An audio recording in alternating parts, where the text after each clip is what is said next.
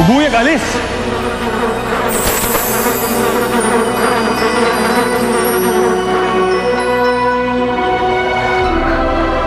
Nakita mo yun? Dumating na yung mga kapangyarihan ko! Dumating na!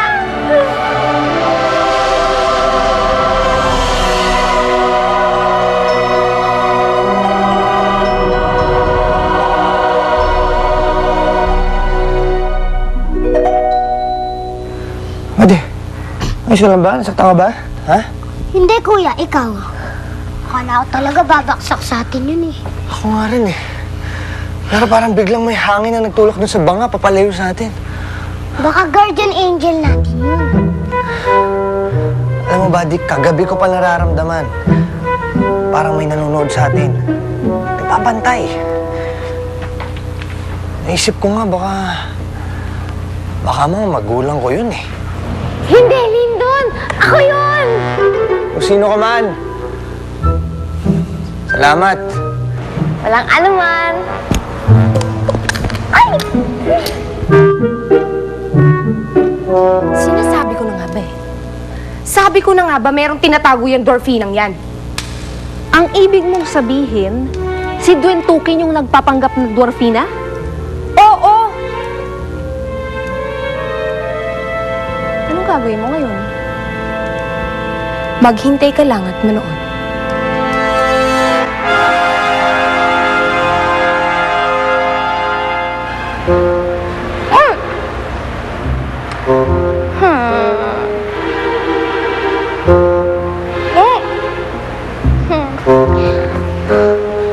Bakit ganun? Ayaw na naman gumana ng powers ko.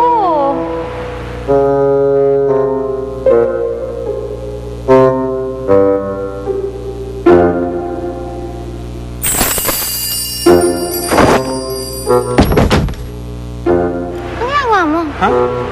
Wala. Bakit ganun? Ngayon ang saya-saya ko. Ngayon ayaw naman gumana ng mga powers ko. Eh, ganyan talaga kapag bago mo lang nakuha ang kapangyarihan mo. Minsan hindi tuloy-tuloy. Pumapalpak-palpak pa. Tumigil ka na lang dyan. Kailangan na natin bumalik sa kaharian. Ngayon na? Kahapon ka pa nila hinahanap sa palasyo. Alusutan na namin ni Duentukin. Kapag hindi ka pa uuwi, baka mabuking tayo. Kaya kailangan na natin bumalik. Sige na nga. Pero teka lang ha. Papaalam muna ako, Lindon. Magpapaalam. Hindi ka naman niya kilala eh. Sandali lang.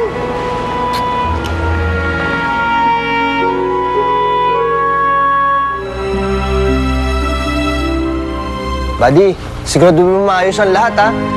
Mamaya mahalata ng matandang may natulog dito kagabi.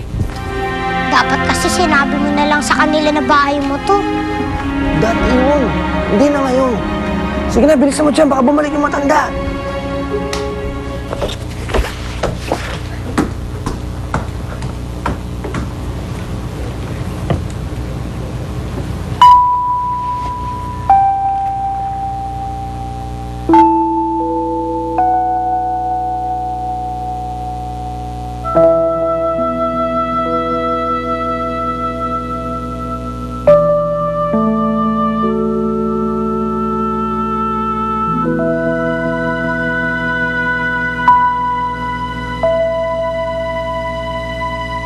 Lindon, malungkot ka na naman. Alam mo, mas gwapo ka kapag nakangiti ka. Kaya parati kang ngingiti. Kailangan ko na umalis, ha? Kasi baka hinahanap na ako ng pamilya ko. Pero huwag ka mag-alala. Babalik ako. Babalik ako para makita kita ulit. Ingat ka, ha?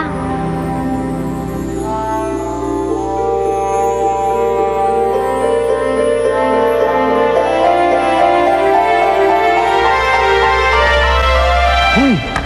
Halika na. Oo na, teka lang. Sige lang, teka lang. Paalam. Halika na. Oo na, halika na.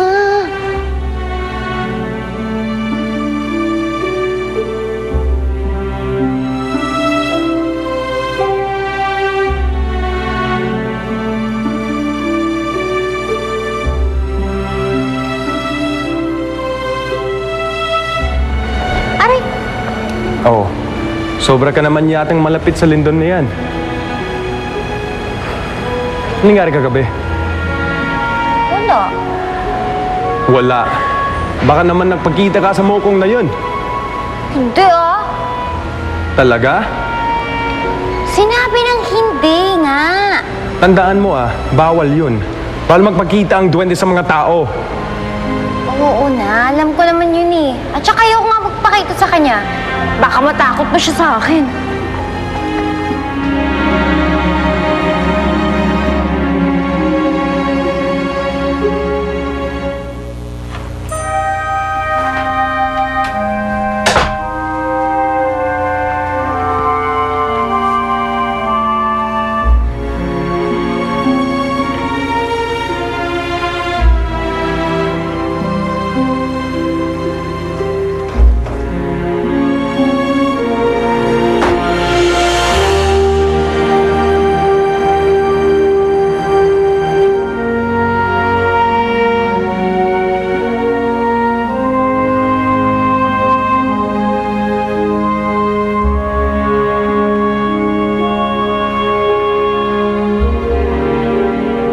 Sorry, Ina.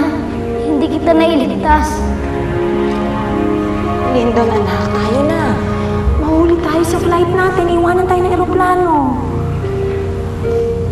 Baba, Ina. Sige na. Let's go, let's go. Sige na.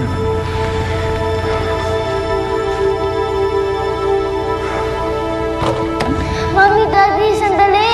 Pero kailangan na natin umalis, anak. Pwede ba natin dala yung maliit na bahay na yun? Please! Anak, hindi natin yan pwedeng dalhin sa Amerika. Nasa kaibigan ko yun eh. Ayoko masira yun sa basurahan. Anak, sino bang kaibigan yan? Kay Lucille ba yan? Ha?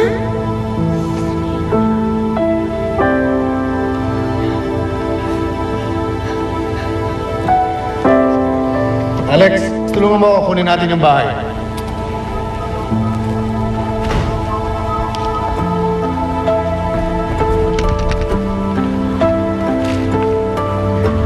Tara. Dahan-dahan na.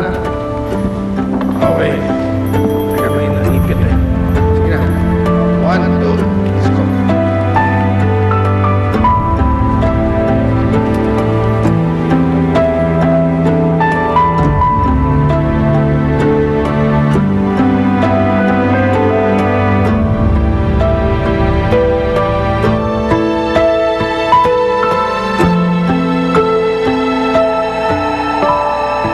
Nalito, nakala ko paalis na tayo.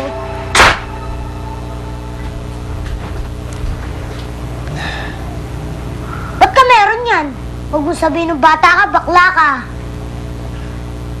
Hindi sa akin yan. Sa kaibigan ko yan. Sa isang matalik na kaibigan. Sigurado, hindi ka talaga makita. Diyan na si Tandang Masungit! Sigurado ka ba talaga, Baste? Baka naman lasing ka lang. Hindi! Sigurado ko, dito ka talaga nakita. Yung duwende.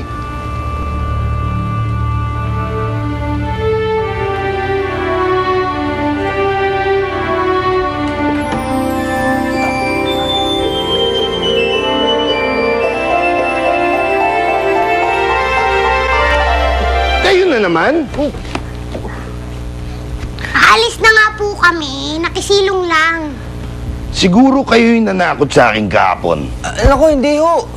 Siguro kaya tinatakot ninyo ako dahil gusto nyo ako mapagnakawan, ano? Sige, mga kasama. Huliin yung mga magnanakaw na yan. Sandali lang. Takbo, bali! Oh, sandali. Tingnan lang naman namin kung bira. Wala kayong kadala-dala. Lumayas kayo dito! Layas!